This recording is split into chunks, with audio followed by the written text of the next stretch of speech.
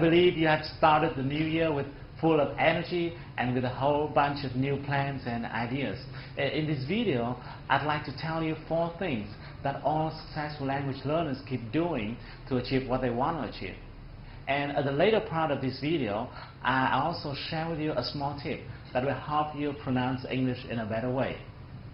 I'm not sure what plans and projects you have for this year, but as you're watching this video, I guess English is still a roadblock on your way to success. And if that is the case, I hope that overcoming it is one part of your plan for this year.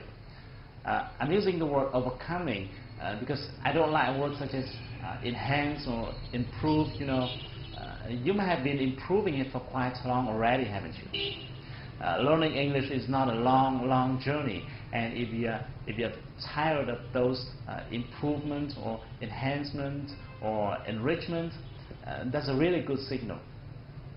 Now I think it's time for you to make a decision which is more venturous or audacious.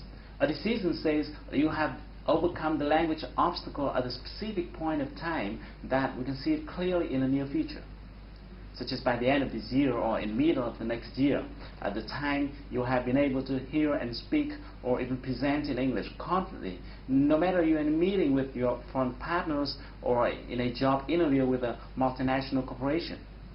The only one thing which is more important than anything else is your decision. Once you have decided that language is not something that can block you on your way to success, then nothing can stop you.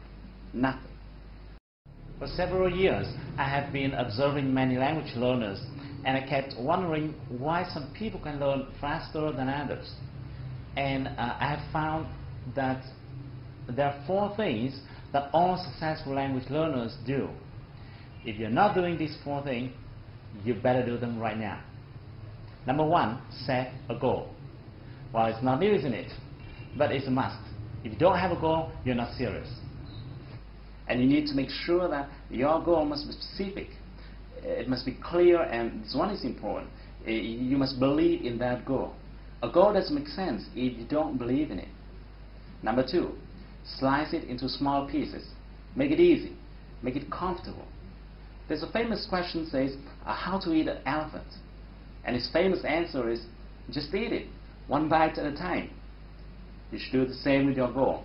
Slice it into smaller goals. Set a specific schedule for each one. It should be so specific that you must be very clear about what you have to do this evening in order to be closer to your goal. And number 3, be ready to face your roadblocks. No matter what kind of goal you are setting for yourself, there will always be obstacles and difficulties. If a journey is too flat, it means the goal you set is mediocre. Big goal always comes along with big obstacles. Your job is to overcome the challenges one by one and stick with it until you achieve your goal. And finally, ask yourself this question: is what I'm doing now getting me closer to my goal? Every time you do something, ask yourself this question. That's a really powerful question.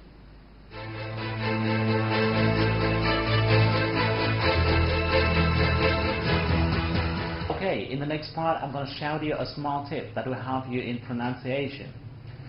Even if you don't have the need to pronounce the same way native speakers do, I still recommend you to spend a portion of your time practicing pronunciation. Why? Because the truth is, as you have better pronunciation, you will have better listening skill. Think about it. If you could speak the same way native speakers do, would you be able to hear them when they speak? Yeah, it is, isn't it? But this is what most people do not pay attention to, because people would normally think, well, I'm not seeking for perfection, or I don't have years living in the US or UK, so it's okay for me not to pronounce well. No, it's not true. Learning pronunciation is about learning a skill. It's not about art, or it's not about talent. If you practice it often enough, you'll be proficient at it. However, more often than not, when you just start out practicing pronunciation, the problem is every time you hear a native speaker produces a new word, you would probably have the feeling of being unclear about what the sound is like. This is absolutely normal because the first time you hear a strange sound, you'll probably experience that feeling. And consequently, you might be tempted to look at the text version of that word, hoping to get a better feeling of how it's pronounced.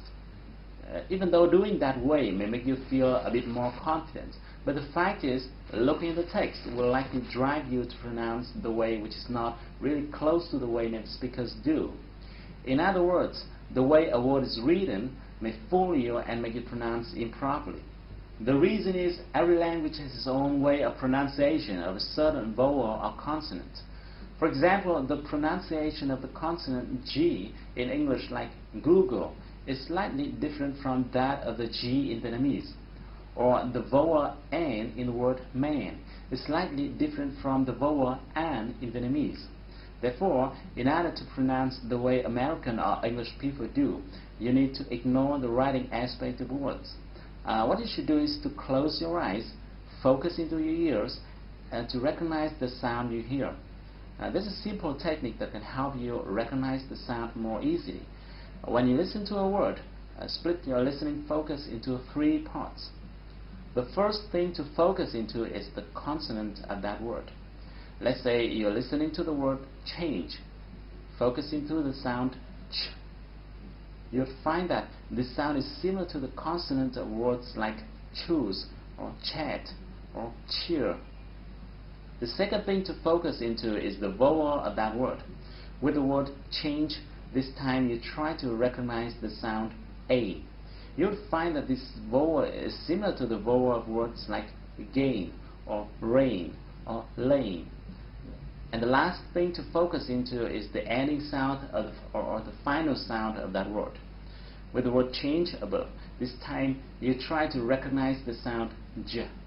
You'll find that this sound is similar to the ending sound of words like forge or large or badge. By doing so, you'll be able to recognize the whole word more easily. Now, don't think that this is time-consuming. The fact is that English, as well as any other language in the world, has a certain amount of vowels and consonants, and they're repeated over and over again among your vocabulary. Once you spend a certain amount of time practicing them, you will find that your pronunciation skills and listening skills as well will change dramatically. Okay, I have to go now. Thank you for watching this video. If you like it, share it with your friends. I hope to see you soon, but until then, take action. Do something to move closer to your goal, because if you want to shine tomorrow, you've got to sparkle today.